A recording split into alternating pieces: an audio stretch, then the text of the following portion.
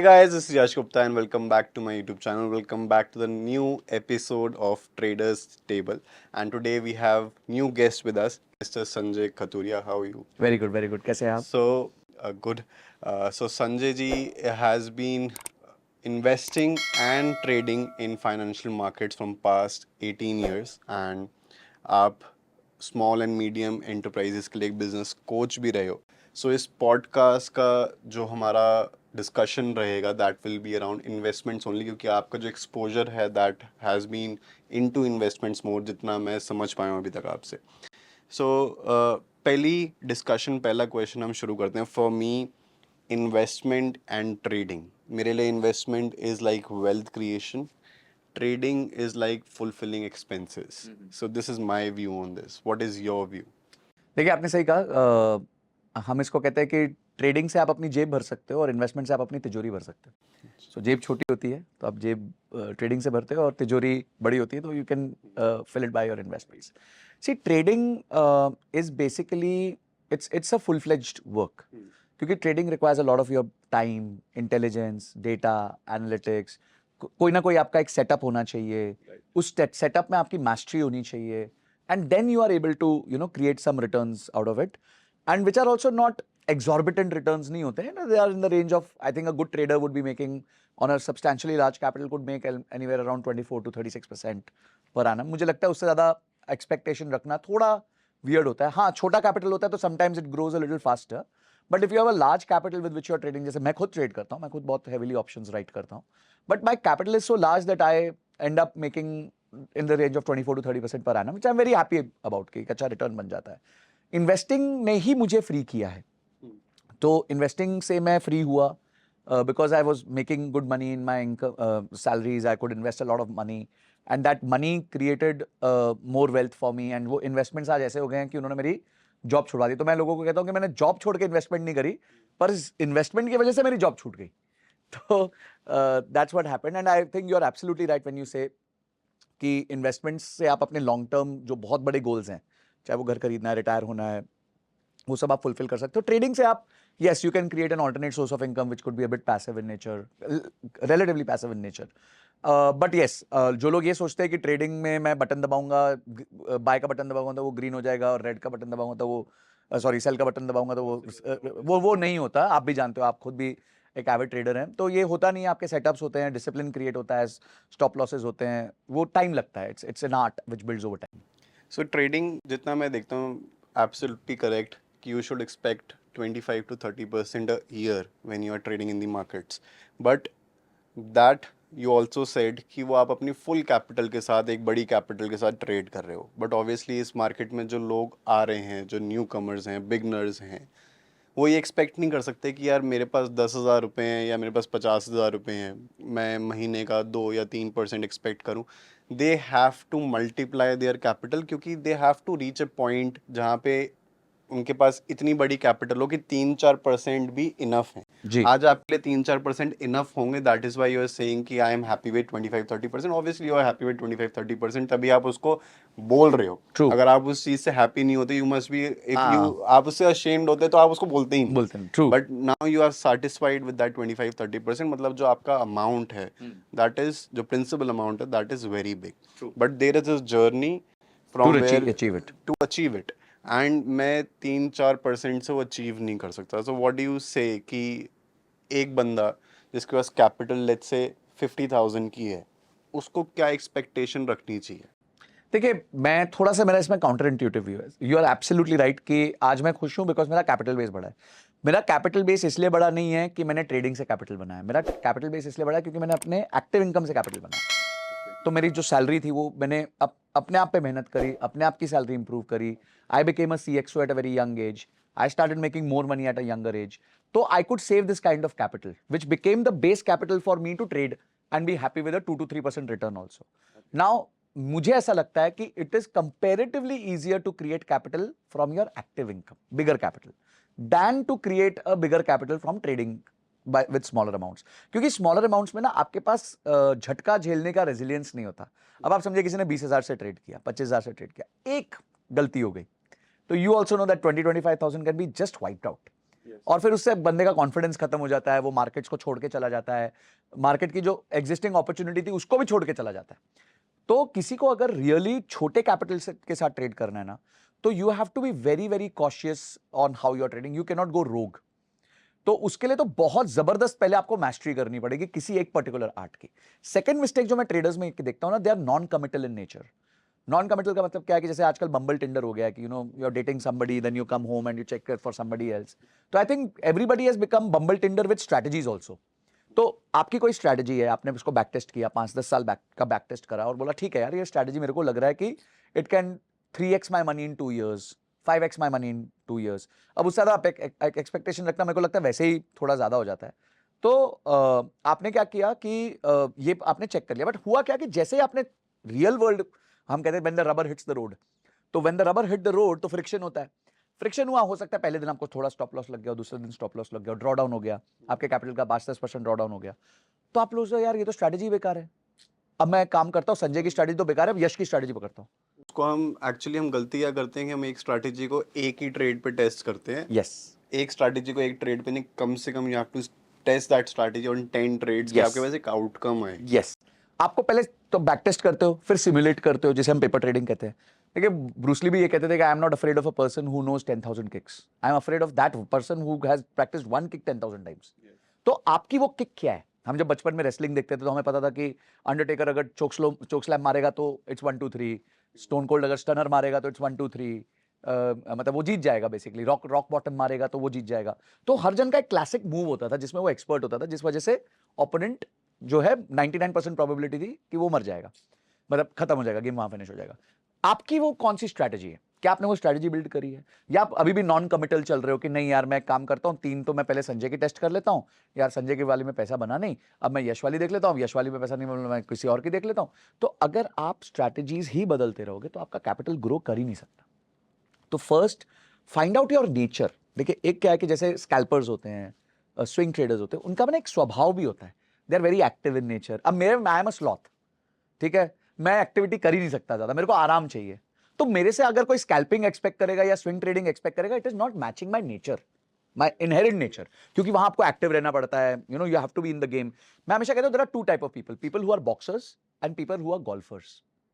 ठीक है, बॉक्सर्स में क्या है, आप रिंग में घुसे, 2 मिनट का टाइम है, एक्सट्रीम एक्टिविटी है, हाई इंटेंसिटी एक्टिविटी है, but you some people like it, they just live by that. और मेरे जैसे गोल्फर्स, पहले 3 शॉट मारना है और बॉल को छेद तक पहुंचाना है, पहला शॉट मारने में आधा घंटा लेंगे, हवा देखेंगे, ये करेंगे वो करेंगे, but that one shot really matters the most because the first shot will take you somewhere very close to the ball. तो what is your inherent personal nature, पहले वो तो जानो। आप हो गोल्फर, आप बोले नहीं मैं तो गोल्फर, नेचर आपकी गोल्फिंग की है, पर आप स्कैल्पर बन गए, आप स्कैल्पर बन गए, आपको तो एक्टिव रहना पड़ेगा, देखना पड़ेगा, फिर आप हारने वाले हो, पक्का ही हारने वाले हो। तो you have to first find your own nature also, कि आप एक्चुअली ये काम कर भी सकते हो कि नहीं कर सकते हो, are you ready to take that high intensity load. आप जानते हो यूएस में जितने लोग ट्रेडिंग करते हैं, ट्रेडिंग डेस्क पे बैठते हैं, they burn out at the age of 32-33 तक, तो सब निपट लेते हैं कि चलो हो गया यार, अब अपने को, हाँ, टोटल एग्जॉस्ट, बॉडी में से फ्यूल सारा खत्म हो चुका होता है। वो क्यों होता है? Because it's a very taxing job. Are you up for it as a person? पहले आप ये डिसाइड करो। If you are up for it, how much have you learned? That is the second thing. Once you have learned, how much have you practised? Third, and when the rubber hits the road, at that time, what is your commitment level and what is your discipline? These are the 4 things which matter for a good trader. मैं ये नहीं कह रहा trading से पैसा नहीं बन सकता, बहुत लोग बना रहे हैं, आपने भी बनाया, मैंने भी ठीक ठाक बनाया, और मैं बहुतों को पर्सनली भी जानता हूं जिन्होंने वेल्थ मल्टीप्लाई भी की है। मैं काफी लोगों को जानता हूं जिन्होंने साल भर में 100 मतलब 2 टाइम्स भी कर लिया कैपिटल, 3 टाइम्स भी कर लिया capital, but I have seen these traits in them. they know themselves, they know the strategy, they have practiced the strategy, and then they are disciplined traders, जो रूल कहता है उसको फॉलो करते हैं। सो according to मी, जो आपने बोला कि ट्रेडर्स रोज़ रोज़ अपनी स्ट्रैटेजी बदल देते हैं, एंड वो इसी वजह से बदलते हैं क्योंकि वो किसी न किसी से इन्फ्लुएंस हो रहा है कि ये काम कर रहा है, ये काम कर रहा है, एंड इस वजह से वो बार बार उस स्ट्रैटेजी को बदलते रहता है। According to me, strategy is something which is a very private thing, and वो डिपेंड करती है कि आपकी पर्सनल सिचुएशन, आपके गोल्स क्या हैं। अगर मैं एक 25 साल का लड़का हूँ, मेरे ऊपर किसी की डिपेंडेंसी नहीं है, अभी इंडिपेंडेंट हूँ, मेरे पास अच्छी लाइफ है आगे देखने के लिए, मेरे पास कोई रिस्क नहीं है लेने के लिए, तो हो सकता है कि मैं बहुत अच्छे रिस्क पे ऑपरेट करूँ। मेरे पास कैपिटल है 1 लाख रुपए की, एंड मैं 50% रिस्क ले सकता हूँ अपनी कैपिटल का। बट वहाँ पर ही on the other hand there is a person who is 30 years old and is now starting his trading journey, and उसके पास मगर उसकी family as a responsibility, he has a capital of 5 lakhs but he can only take a risk of 10%। अब दोनों case में लोग 50-50 हज़ार रुपये का ही रिस्क ले रहे हैं, but the percentage is now different. तो अब ये दोनों लोग सेम स्ट्रैटेजी पे ट्रेड कर ही नहीं सकते। तो अकॉर्डिंग टू मी स्ट्रैटेजी जो बनती है वो इनिशियली पैटर्न्स या आपका जो ट्रेडिंग में जो जो चीज़ें आप बना रहे हो, सपोर्ट रेजिस्टेंस डिमांड सप्लाई, जो आप चीज़ें पढ़ रहे हो वहाँ से नहीं बनती। आपकी जो पर्सनालिटी है, जो आपकी पर्सनल सिचुएशन है इस टाइम पे, इमोशनल सिचुएशन है इस टाइम के, आपके जो लाइफ के गोल्स हैं वहाँ से बननी शुरू होती है। And now as you said कि आपका अपना एक करियर था, आपकी एक जॉब थी, यहाँ से आपकी सैलरी आती थी, वहाँ से आपने इनकम जो करी उसको आपने पैसिवली इतना ग्रो करा कि now that is your active income, that is your income right now. मेरे लिए जो मेरी एक्टिव इनकम थी that started with trading only, okay. क्योंकि I started with small capital and obviously day one पे जैसा कि हर एक बिगनर को लगता है कि I will make it big and मैं पहले महीने से अपुनेश ही भगवान है। मैं तो पहले महीने से ही ज़्यादा पैसा कमाना शुरू कर दूंगा। तो सबसे बड़ा mentor for a trader is a person, वो जो बंदा नहीं है जिसने सबसे ज़्यादा फ़ायदा करा हो, वो बंदा है जिसने सबसे ज़्यादा नुकसान करा हो। मतलब डे वन पे मैं उस बंदे से मिलना चाहूँगा जो 2 साल से लॉस में बैठा हुआ, जो लॉसेस कर रहा है, क्योंकि वो मेरे को ये सिखा देगा कि उसने गलतियाँ क्या करी हैं। क्योंकि मेरे लिए डे वन पे ये जानना ज़रूरी है कि क्या क्या गलत है मेरे लिए। ट्रेडिंग में सबसे बड़ी चीज़ मेरे को पता होनी चाहिए कि मेरे को अपनी कैपिटल को 1 लाख से 10 लाख लेकर जाना है, जो कि पॉसिबल है, बट वो आज पॉसिबल नहीं है। हम जब आपने बोला कि अगर मैं 50 हज़ार के साथ आऊँगा, मेरे को 2 ट्रेड लगेंगे, मैं पूरी कैपिटल ख़त्म कर दूंगा, ज़ीरो कर दूंगा। क्योंकि लोग 50 हज़ार अगर उनके पास हैं तो वो पूरे 50 हज़ार के साथ ऑल इन हो जाएंगे। जब आप गैम्बलिंग करते हो ना, आप कसिनो जाते हो, तो बंदा ऑल इन कब होता है? कि जब वो सुपर कॉन्फिडेंट होता है या वो ब्लफ करता है। हाँ। या तो सुपर कॉन्फिडेंट है कि मेरे से ऊपर अब कोई और जा ही नहीं सकता, ये 10% सिनेरियो होगा। 90% सिनेरियो में वो ब्लफ कर रहा होगा, वो आपको डरा रहा होगा कि मैंने तो आज पूरी कैपिटल डाल दी है, अब तो तू गया।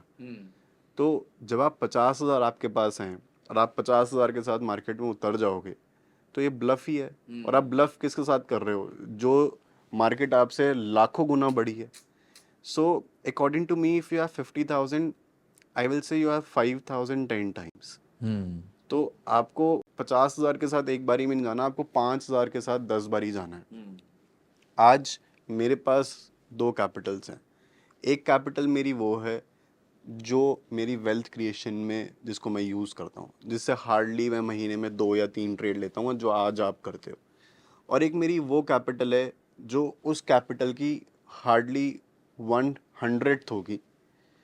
अगर लेट्स से कि अगर मैं 1 करोड़ रुपए की कैपिटल वैसे यूज़ करता हूँ तो मैं 1 लाख रुपए की कैपिटल से डेली ट्रेड करता हूँ, जो मेरे को हमेशा मार्केट से नॉलेज देती रहती है। And now I can not make more than 3 to 5% on 1 crore, but I can make 100% on 1 lakh। क्योंकि आज मैं उस पर रिस्क भी 100% लेने के लिए रेडी हूँ। Simple rule of investment, risk to reward. अगर मैं 100 रुपये का रिस्क ले रहा हूँ तो मैं 200 रुपये का रिवॉर्ड ले सकता हूँ मार्केट से। तो मैं 1 लाख रुपए डालता हूँ, मैं पूरा 1 लाख का रिस्क लेता हूँ और मैं 2 लाख का रिवॉर्ड एक्सपेक्ट करता हूँ। This is how I grow. So that is my take on this कि जो कोई नया बंदा मार्केट में आ रहा है उसको ये समझ लेना चाहिए कि ये मार्केट मेरे को रिवॉर्ड देगी तो सही, बट ये बहुत धीरे रिवॉर्ड देगी। लोग ये सोचते हैं कि डे वन पे मेरे को सब कुछ मिल जाएगा, बिल्कुल।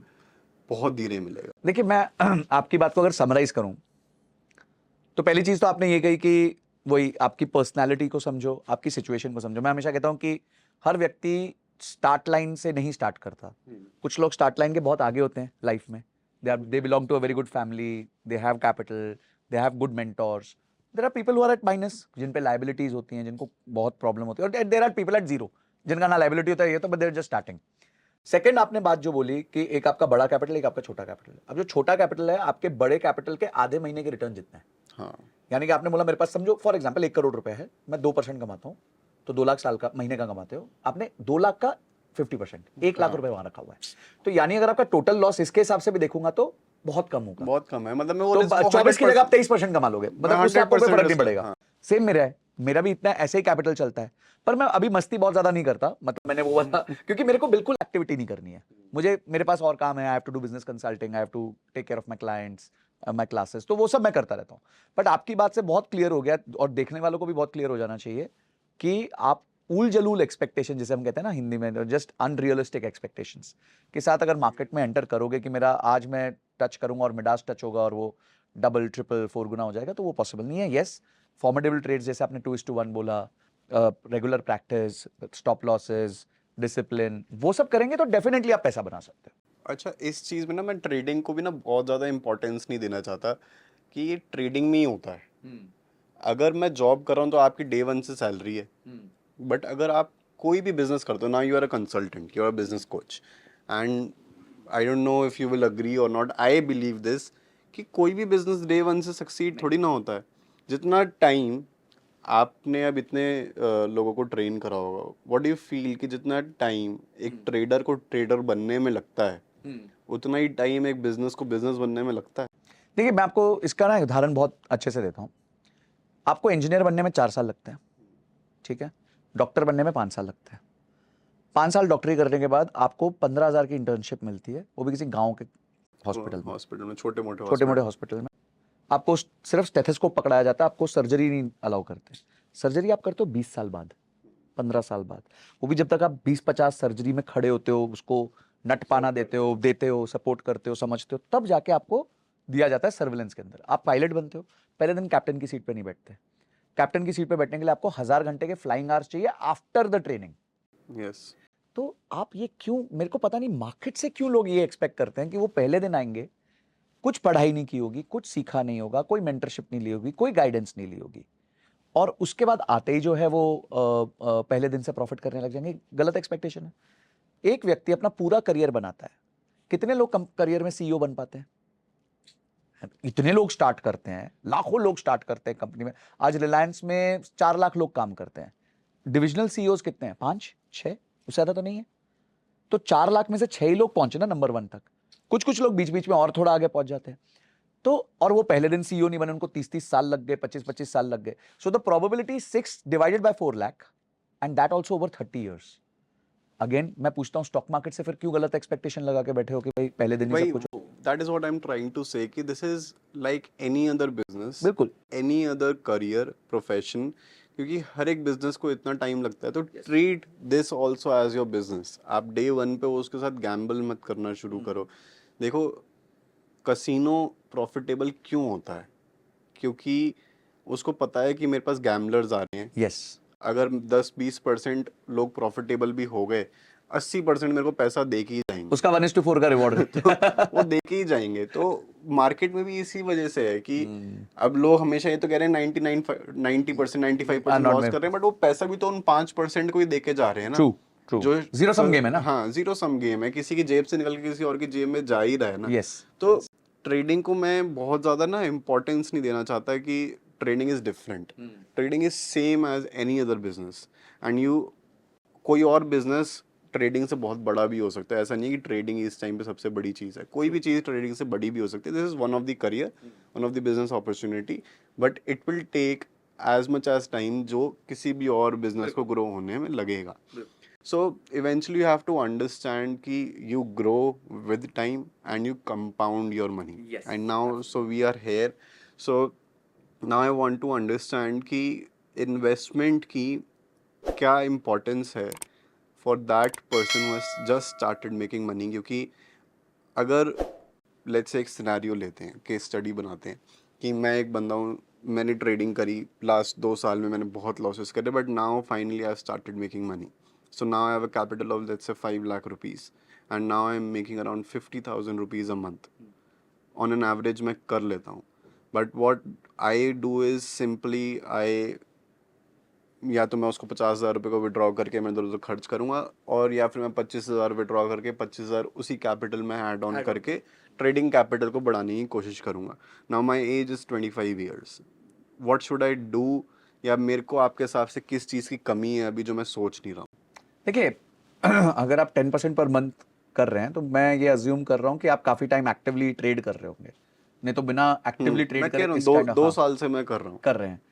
देखिए मेरा मानना ये है कि अगर आप इन्वेस्टमेंट्स करते हैं, देखिए आप है ना मल्टीपल चीजें साथ में नहीं कर सकते। राइट। अगर मैं जॉब करता था तो मैं ट्रेड नहीं करता था, ना मैं इन्वेस्टमेंट्स में ध्यान देता था। अब उसका मतलब क्या हुआ, एक इन्वेस्टमेंट्स होती है आपने स्टॉक में डायरेक्ट इन्वेस्ट किया, फॉर एग्जाम्पल मैंने रिलायंस ले लिया, ये ले लिया। अब है ना जब आप स्टॉक में डायरेक्ट इन्वेस्ट करते हो ना, आपको तीन चीजें चाहिए, आपको नॉलेज चाहिए, आपके पास इंफॉर्मेशन होनी चाहिए और टाइम चाहिए। ये तीन चीजें चाहिए। नॉलेज मतलब आपको बैलेंस शीट पढ़नी आनी चाहिए, पीएनएल आना चाहिए, थोड़ा बहुत समझ आना, मैक्रो इकोनॉमिक्स समझ आना चाहिए। इंफॉर्मेशन मतलब कोई ऐसा इवेंट तो नहीं होने वाला जिससे सडनली कुछ क्रैश हो जाए या सडनली कुछ मार्केट ऊपर चली जाए। और टाइम चाहिए, क्योंकि ऑब्वियसली ये सब करने के लिए आपको टाइम चाहिए। अब आपने ऑलरेडी टाइम जो है कमिट किया हुआ ट्रेडिंग को, which has become now kind of your active income. तो अब जो आप इन्वेस्टमेंट्स कर रहे हो ना, उसको भी एक्टिवली मत करो, क्योंकि दो चीजें आप एक्टिवली नहीं कर सकते। तो इसमें आप, इस केस में आप म्यूचुअल फंड्स को थोड़ा थोड़ा पैसा एसआईपी करो, धीरे धीरे एसआईपी करते रहो, और अपना वेल्थ जो है ओवर लॉन्ग टर्म कंपाउंडिंग करके ग्रो कर लो। So, do you think investment in mutual funds is important or doing SIP is important? Because what I know is कि investing in mutual funds and SIP are two different things. SIP can be done in directly stocks Yes, it also, can be done in directly stocks any also. asset SIP is also. a mode, Yes, a way of systematically I'm investment. हाँ, investing. yes. आप किसी पे भी डाल सकते हो। मैं तो एक जन को जानता हूँ जो क्रिप्टो में एसआईपी करता है, इंटेलिजेंट, उसको क्रिप्टो एसेट में भी जाना था तो उसने पंटरबाजी उसको नहीं करी। knowledge है उधर उसका की। हाँ, तो उसने बोला ठीक है जी, मैं बिटकॉइन हो गया, इथेरियम हो गया, 3-4 कॉइन हो गए, उनका वो बास्केट बनाया उसने, स्मॉल केस जिसे कहते हैं आजकल, स्मॉल केस बना लिया और उसमें छोटा छोटा पैसा महीने So I want you to show the potential कि उसका potential क्या होगा if you start investing that money that particular day. तो कितना ग्रो होएगा? तो इसको मैं आपको लाइव एग्जांपल के साथ देता हूं। I started investing, I take a one fund example जो मेरा पर्सनल एक फंड है, एंड ये फंड में मैंने स्टार्ट किया था इन्वेस्टिंग 2016 सितंबर से, विच इज आज 8 साल हो गए। Today is August 2024। I have an SIP of 30,000 rupees there, तो 30,000 रुपए महीना में उसमें डालता हूं। तो for first 3.5 years, from September 2016 to February 2020, my returns were zero. मैं डाले जा रहा हूं, डाले जा रहा हूं, डाले जा रहा हूं, डाले जा रहा हूं, तो मेरा जो एवरेजिंग हुआ म्यूचुअल फंड का और जो उस दिन का एनएवी था वो एग्जैक्टली सेम था। तो I had zero returns for 3.5 years। यश इतने में ना सब लोग छोड़ के चले जाते हैं दुकान। बट मार्केट तो उस टाइम पे बढ़ रही ना, फ्लैट थी, फ्लैट थी। तो इट वाज लाइक दिस, थोड़ा ऊपर थोड़ा नीचे, थोड़ा ऊपर थोड़ा। तो I was buying high, buying low, buying high, buying low. So average at 2020 February, I was at zero returns. I'm talking about one single fund right now. Then crash happened. तो वो फंड अपना Covid का crash हुआ, तो वो fund गिर के 25% down हो गया।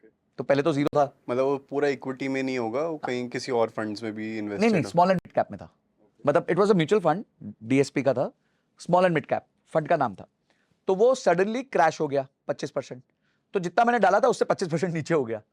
अभी तक तो पहले 3.5 साल तक तो पैसा ही नहीं बना, फिर वो माइनस में चला गया। फिर भी मैंने बेचना, वो खरीदना बंद नहीं किया। आप और खरीदते हैं लोअर लेवल्स पे? हाँ खरीद, मतलब मेरे 30,000 चल रहे हैं, मैंने कोई दिमाग नहीं लगाया, कोई एक्टिविटी नहीं करी, कोई चेंज नहीं लाया।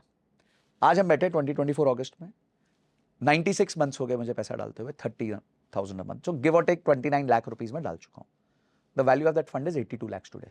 A fund which didn't generate anything for 3.5 years, went down by 25%, is almost 3 times my investment in the next 4 years. मेरा IRR जिसे हम कहते हैं, CAGR कह लो, IRR कह लो, और is around about 26%. If you can do the calculation very fast, next 10 years में कहाँ आपके अप्रोक्सीमेटली वो हो सकता? मैं आपको इसके दो सिनेरियो बताता हूँ। ये फंड तो अगर नेक्स्ट 10 years में मेरा हो जाएगा करीबन करीबन 9 CR, कैसे? And not at the same rate. अभी तो वो 26% का IRR है, मैं 18 पकड़ लेता हूँ, तो ये करीबन 8-9 करोड़ का फंड हो जाएगा मेरा ओवर द नेक्स्ट 120 months, क्योंकि पैसा डल भी रहा है और ओरिजिनल अभी 83 lakhs का हो भी चुका है। तो 83 lakhs है। वो अब जो रिटर्न आ रहा है, जो कंपाउंडिंग लोग नहीं समझते हैं, compound interest is basically which you are getting, कि आप पैसा भी डाल रहे हो बट अब आपको रिटर्न 29 लाख नहीं, आपको 83 लाख पे मिल रिटर्न रहा है। यस, देखिए कंपाउंड इंटरेस्ट का फॉर्मूला क्या है यश? A is equal to P into 1 plus R raised to N। इसमें 3 कंपोनेंट है। आप कितना पैसा डालते हो, वो पैसा कितना रिटर्न्स कमाता है और कितनी देर के लिए कमाता है। ये 3 ही चीजें। क्या रिटर्न्स आपके हाथ में है? नहीं, वो आपके हाथ में नहीं है, वो मार्केट्स के हाथ में है। बाजार है, बाजार से बहस नहीं कर सकते आप। आप कितना पैसा डालते हो वो आपके हाथ में है, और कितनी देर के लिए डालते हो वो आपके हाथ में है। अब कितना पैसा आप डालते हो is in multiplication, P multiply, पर कितनी देर के लिए डालते हो ना, वो पावर में है, रेस टू है। तो यानी it is again not very important how much you put, it is for how long you put is more important. Now I give you two calculation. One I give you कि मैं अगर 30,000 रुपए continue करूंगा at 18-19%, after 10 years this fund will be standing at a corpus of round about 7-8 crore rupees, उसके आसपास होगा. मतलब I may be a bit wrong, ज्यादा रॉन्ग नहीं होगा क्योंकि ये सब कैलकुलेशन में करके बैठा हूँ आगे की प्लानिंग के लिए. हाउएवर टुडे आई डिसाइड यश कि मैं और पैसा नहीं डालूंगा, आई स्टॉप. ठीक है, ये 30,000 बंद कर देता हूँ और मैं कहता हूँ यार I will eat of this fund. मतलब मैं SWP करूंगा, सिस्टमैटिक विड्रॉल करूंगा इसमें से. और अब ये 26% नहीं कमाएगा, ये 14% कमाएगा आगे जाके. ठीक है, returns will be for the next 30 years. So next 30 years is 360 months. I will withdraw 60,000 per month from this. That means from a capital of 83 lakhs, I would have withdrawn 2 crore 16 lakhs. क्योंकि मैं 83 क्योंकि lakhs है, वो, बचा हुआ compound कर रहा है. बचा हुआ कंपाउंड कर रहा अब 30 साल बाद ये 83 lakhs में से मैं 2 करोड़ 16 लाख निकाल चुका हूं. उसके बाद जीरो हो जाना चाहिए था. It will be 20 crores after 30 years. तो 80 lakhs का ओपनिंग फंड है, उसमें से 2 करोड़ 16 लाख मैं खा चुका हूं. और अगर ये 14% पे कंपाउंड करता रहा 30 साल तक, तो ये कैपिटल उस टाइम पे 20 करोड़ रुपए होगा. यानी मैं अपने बेटे को 70 की उम्र में 20 करोड़ रुपए देके जाऊंगा अलग से, and I would have spend 2 crore 16 lakhs out of that fund.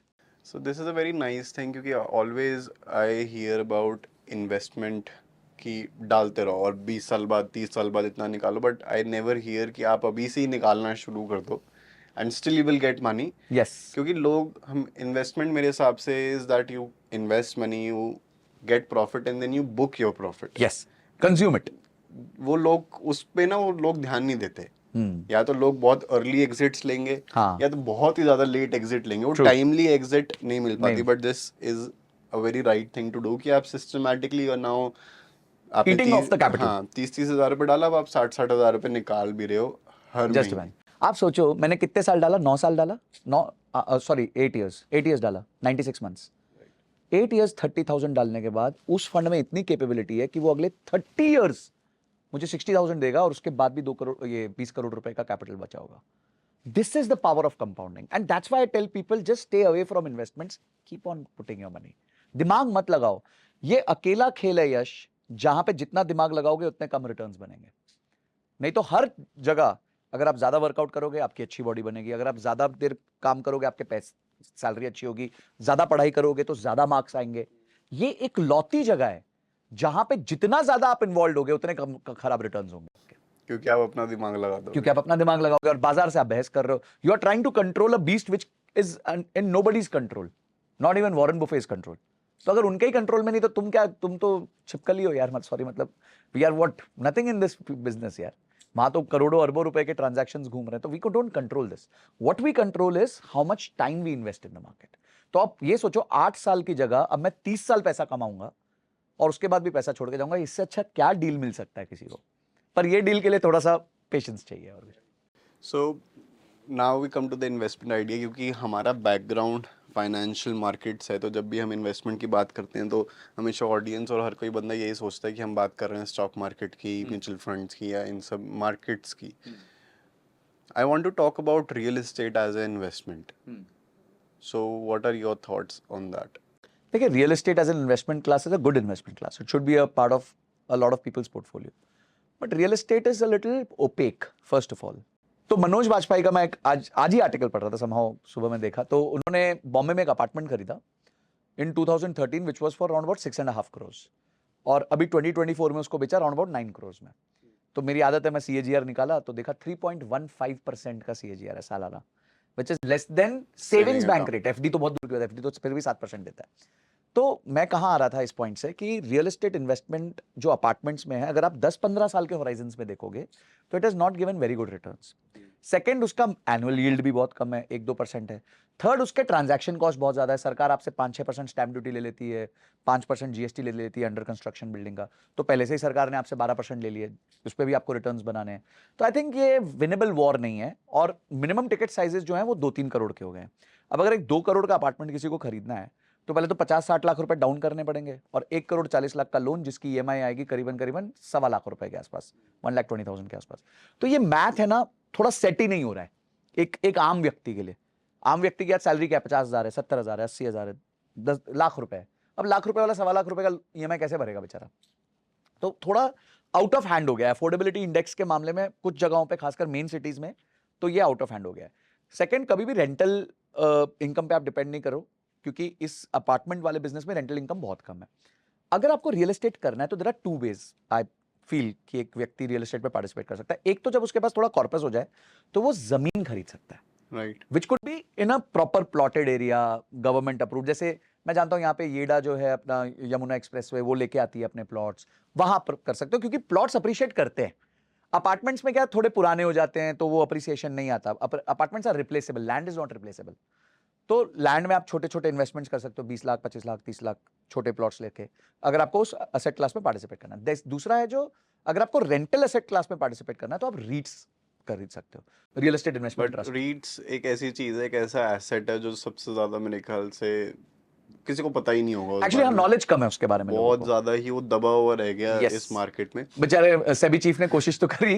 But वो दबा हुआ रह गया। मेरी वर्कशॉप हुई थी, मेरे को याद है, आज से 6-7 साल पहले, अबाउट रीट्स, बट ना तो मेरा इंटरेस्ट तब बना, और इस टाइम पे लोगों को उस चीज़ की अवेयरनेस भी नहीं है। But what I feel about real estate is that real estate is a market where you can again it can create wealth for you yes, psychologically. जो आप रिटर्न वाइज कह रहे हो, mathematically there are better assets to invest in, but psychologically जो मेरा age group है, so if you say between 22 to 30 जो as group है, it is very difficult for us to sit on one investment. but जब हम real estate में जाते हैं, so we now park our money, जो कि illiquid एसेट में पार्क हो जाता है, जो कि सेल करना मुश्किल हो जाता है। तो कहीं ना कहीं वो हमें एक होल्डिंग बांध की देता है। मजबूरी दे देता है कि अब तो आप निकल ही नहीं सकते, जिसकी वजह से हमारी कैपिटल एक जगह स्टक हो जाती है। नाउ रियल एस्टेट, जैसा आपने एग्जांपल दिया कि उन्होंने 6.5 CR का अपार्टमेंट खरीदा, 9 CR में बेचा, तो that is a poor investment.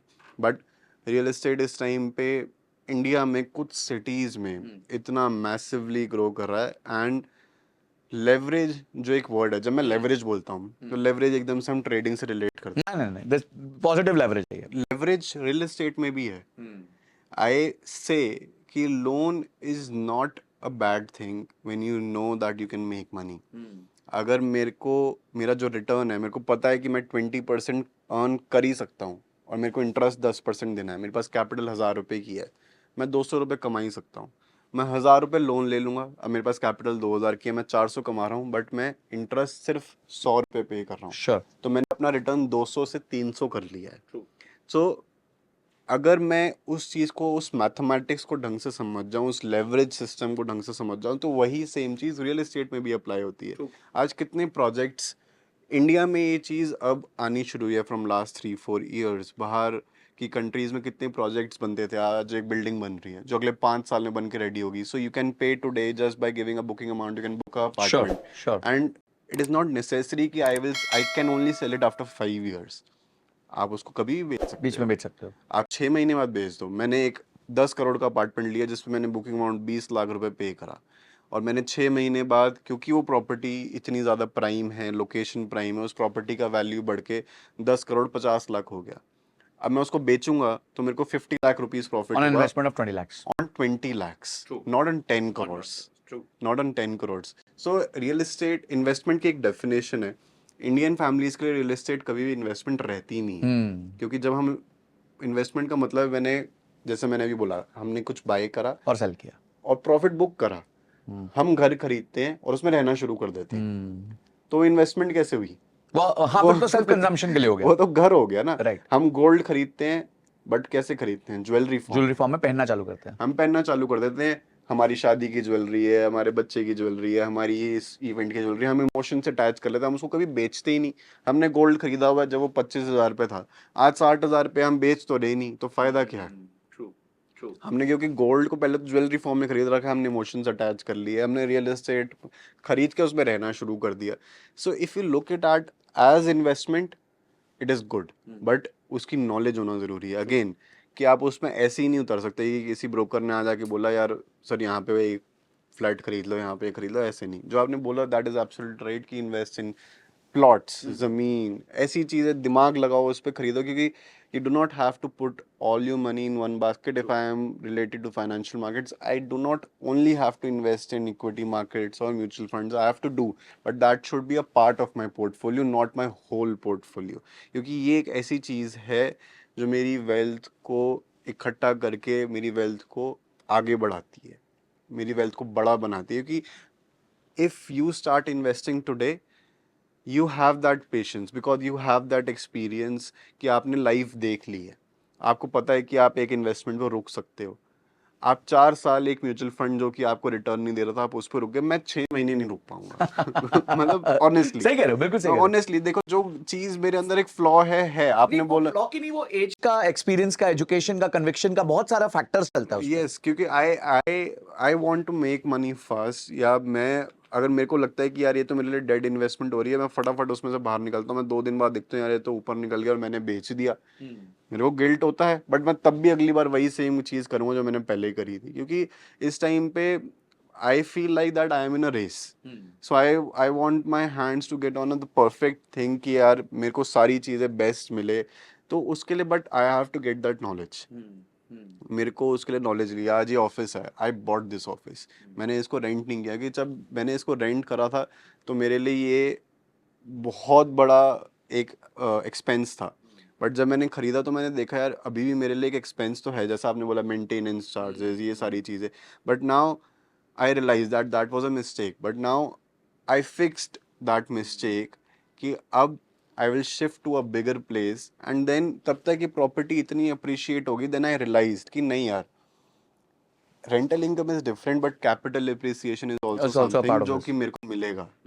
And उसके बीच में सबसे बड़ा बेनिफिट जो कि एक साइकोलॉजिकल बेनिफिट है, मनी बेनिफिट नहीं है, कि मैंने इस पैसे को होल्ड कर होल्ड लिया, करवा दिया आपने, स्टक करा दिया उस पैसे को। क्योंकि नाउ इट्स वो, नॉट अवेलेबल टू यू। हाँ, क्योंकि वो अब इलिक्विड है। सो वो उसने मेरी वेल्थ को इकट्ठा करा, सेव करा मेरे लिए। हो सकता है यार कि अगर बाई चांस 1 करोड़ की प्रॉपर्टी खरीदता हूँ मैं लोन लेके, उसमें 20-25 लाख 30 लाख, वो एक मैथमेटिक्स है, मैं कुछ भी लोन का इंटरेस्ट पे कर देता हूँ, ठीक है। बट अगर मैं एक्चुअल अपनी लाइफ को देखूं, इतना पैसा हम एनीवेज खर्च कर देते हैं उल्टी सीधी चीजों पे, कम से कम मेरा पैसा जुड़ तो गया। देखो, मैं इसको बता दूं, जैसे आपसे जो बात कर रहा हूं, मेरे को समझ आ रहा है कि वेल्थ मल्टीप्लिकेशन की बात कर रहे हैं। वेल्थ मल्टीप्लिकेशन के कई तरीके, जैसे आपने एक तरीका पकड़ा कि भाई मैं एस्टेट्स में कर लेता हूं, क्योंकि उसमें एक बार वेल्थ लग जाती है, फिर वो होल्ड भी हो जाता है, लिक्विडिटी आ जाती है, जिसकी वजह से आप एक्सपेंस कंट्रोल कर लेते हो। मैंने वेल्थ मल्टीप्लिकेशन का जो मोड रखा था, वो रखा था मेरी एक्टिव इनकम का। सो फॉर एग्जाम्पल, जब मैंने अपना जॉब स्टार्ट किया तो मेरी सैलरी थी 7 लाख रुपए in the very, that was 2008। That was per month? No per annum. 2008 में तो मतलब एकदम एमबीए पास ही किए थे, and I reach to 12 lakhs in 1.5 years। Okay, तो वहां मैंने मल्टीप्लाई कर लिया। I reach to 24 lakhs in 3 to 4 years, and I reach to 40 lakhs within 4 to 5 years। By तो 7 लाख से 40 लाख मैंने 5 साल के अंदर अचीव कर लिया था, मैक्सिमम 5 से 6 के बीच में अचीव कर लिया था। तो वहां मैंने अपनी वेल्थ को मल्टीप्लाई किया, जॉब जंप करके मल्टीप्लाई किया, प्रोफाइल शिफ्ट करके मल्टीप्लाई किया, क्योंकि मुझे लगा कि मैं यहां पे ये चीज मेरे कंट्रोल में है। यहां मैं इंटरव्यू दूंगा, अपने आप को अच्छे से साबित करूंगा, काम करूंगा, सीख लूंगा, तो मैं ज्यादा जल्दी कमा सकता हूं, ज्यादा अच्छा कमा सकता हूं। तो मैंने क्या किया, मैंने यहां पे ज्यादा फोकस किया और यहां पे अपनी वेल्थ को मल्टीप्लाई किया। उस मल्टीप्लाइड वेल्थ को मैंने ज्यादा एसआईपी करी।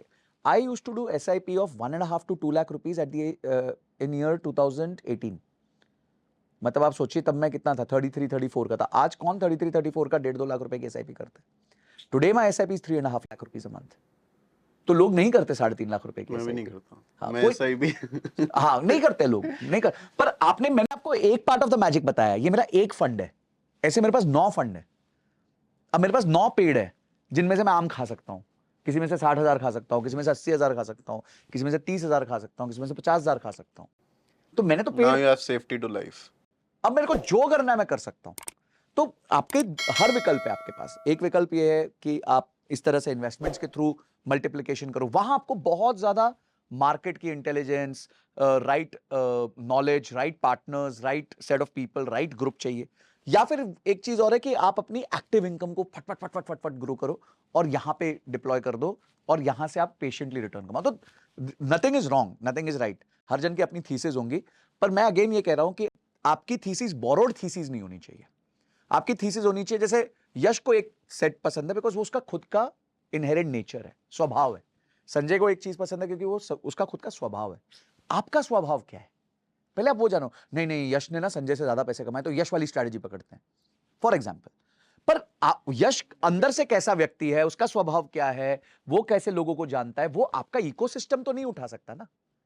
इकोसिस्टम उसका है। अब वो बोले यार क्या कहते हैं, बॉडी तो फरारी की ले ली, इंजन साला मारुति का लगा दिया, तो फायदा, गाड़ी तो उतनी की चलेगी ना, 100 की चलेगी, 80 कोई की चलेगी। कितना प्रॉफिटेबल है उससे वो चीज़ मैटर नहीं करती, क्योंकि हम दो अलग अलग इंसान हैं जिनकी दो अलग अलग नीड्स हैं और दो अलग अलग लाइफ की सिचुएशन है, रिस्पॉन्सिबिलिटीज़ हैं, और सेटिस्फैक्शन लेवल सबसे बड़ी बात अलग है। ट्रू कोई चीज़ जो आपको सेटिस्फाई कर रही है वो मेरे को नहीं कर रही, और जो मेरे को करती है वो आपको बिल्कुल भी नहीं कर रही होगी। ट्रू सो जब तक वो चीज़ें, वो डिफरेंसेस हैं, क्योंकि eventually we are humans and we have different level of satisfactions, तो वो रिटर्न्स, हमारे ट्रेड्स, हमारी इन्वेस्टमेंट्स, वो चीज़ें रिफ्लेक्ट करेंगी। True I am a impulsive person, तो मैं बहुत जल्दी हर एक चीज़ से आउटकम चाहता हूँ जो कि मेरे इन्वेस्टमेंट्स पे रिफ्लेक्ट करती है, ट्रू जो आज हो सकता है शॉर्ट टर्म में मेरे को फायदा दे, लॉन्गर टर्म में आपको फायदा दे, वो मेरे को ना दे। सही कह रहे हो, बिल्कुल तो सही कह रहे हो। वो एक डिफरेंस आएगा, True. बट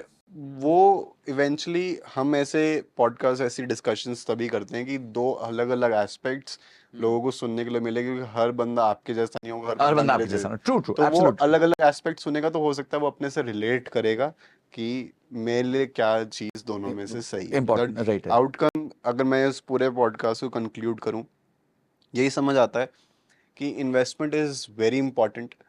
दोनों में हमारे सिमिलैरिटी एक थी कि we agreed that investment is something which creates wealth, true which eventually helps your capital to grow for a longer term. क्योंकि ट्रेडिंग एक ऐसी चीज़ है, आज मैं ट्रेडिंग कर रहा हूँ daily and I like it, but मैं ये जानता हूँ कि मेरी एक लिमिट है। एक पॉइंट ऐसा आएगा जहाँ पे मेरी फ्रस्ट्रेशन आ जाएगी, सैचुरेशन आ जाएगी। अभी आई am not married, I do not have responsibilities, but जब ये रिस्पॉन्सिबिलिटीज़ आएंगी तो हो सकता है कि फिर मैं इस चीज़ से थोड़ा सा दूर जाने लग जाऊंगा, तो वो एक सैचुरेशन आएगी, एंड तब मेरे पास ट्रेडिंग नहीं है। तो उसके लिए आज से I have to invest, I have to grow my capital, कि मेरे पास उस टाइम पे एक, जो मेरी आज पैसिव इनकम है वो एक्टिव इनकम बन जाए, जैसे कि आपकी बनी।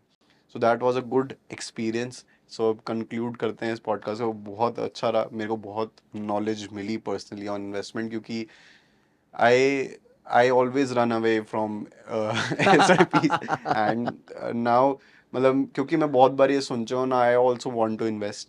सो बहुत अच्छी नॉलेज मिली। Welcome to the club. नहीं, मुझे आपसे बहुत अच्छा सीखने मिला यश, कि देखिए क्या होता है, age at one is our age gap, yes you are very younger to me and you have a perspective, you have, मतलब आपसे मेरे को दो तीन बहुत अच्छे perspective, I have taken a lot of good things from you. जैसे आपने वो स्टार्टिंग पॉइंट की बात करी, लोगों को स्टार्टिंग पॉइंट आइडेंटिफाई करना बहुत जरूरी है।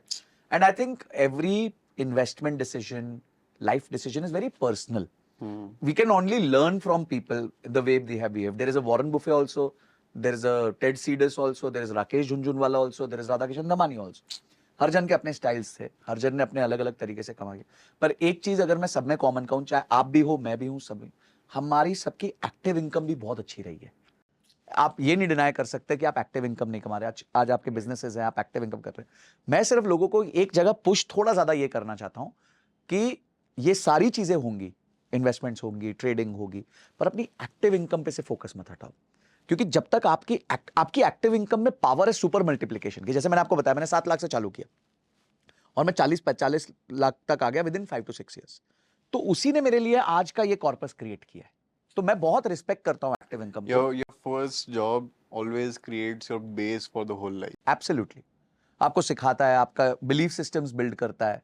तो मैं बस लोगों से ये रिक्वेस्ट करूंगा, जो भी ये पॉडकास्ट देख रहा है, कि हमारी जर्नीज अलग हैं, हमारे तरीके अलग हैं, हम जहां आज है वो अलग है, सेटिस्फैक्शन लेवल्स अलग है, बट दोनों में एक सिमिलैरिटी अगर आपको मिलेगी, वो ये मिलेगी कि दोनों ने अपनी एक्टिव इनकम पे भी काम किया है। इन्होंने भी काम किया है, मैंने भी काम किया है, उसको ग्रो करने की हमेशा चेष्टा की है। चाहे बिजनेसेस, इन्होंने बिजनेसेस बिल्ड किए, मैंने अपनी सैलरी को ग्रो किया। तो एक्टिव इनकम को ऐसे आप बिल्कुल छोड़ मत दीजिए कि यार वो तो जैसे बढ़ेगी बढ़ेगी, उस पर भी फोकस कीजिए। And then you have investments and trading which you can obviously do to create wealth, more wealth. So I hope कि ऑडियंस को ये पॉडकास्ट अच्छा लगता है, एंड आई वांट कि हम एक और टॉपिक पर वापस बिजनेस कोच क्योंकि आप हो, तो आई वुड वांट कि हम उस टॉपिक पर ही वापस एक पॉडकास्ट करें. श्योर सो आई होप सबको वीडियो अच्छी लगी हो, and give your feedbacks in the comment section. Thank you watching the video guys. Will see you in the next video.